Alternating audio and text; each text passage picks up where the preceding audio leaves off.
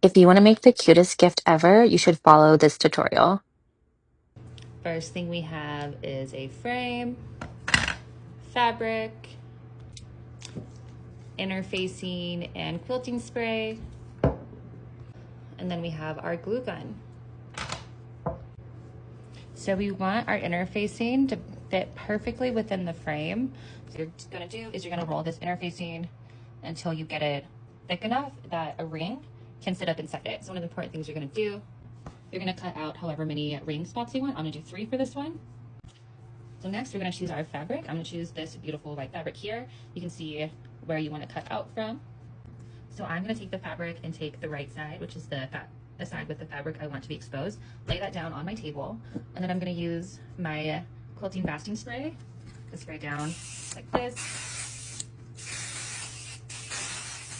And then we're gonna take our batting and put it wherever we think has good designs. Cool. And then I just press those down. If you want an even firmer, you can iron them on.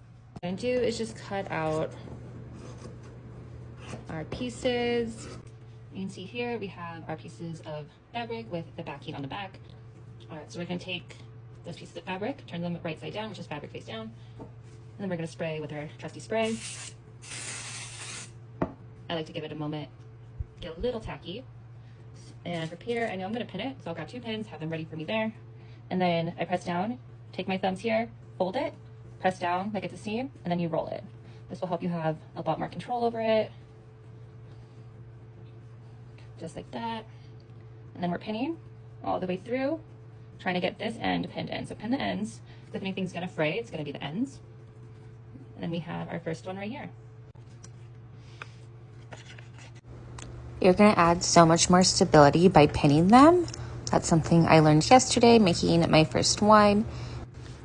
So we're going to pin all down the outer edges of this because eventually we are going to squeeze it in the middle. Alrighty, so moving on to this part. We're taking the back of the frame that pops out and we are just covering that with our glue gun. I'm always going to put the outside back and fold it down like that to help make nice clean lines.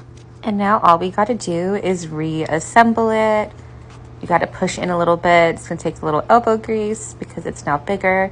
But look at how cute it is when you turn it around, which will happen any moment now. I just had to tuck in a few edges. There we go. It was so beautiful. I'm so proud of it. I always like to secure the back. So just along the sides, the fringe would be at, and then popped in my rings. Super, super cute. And then are you ready for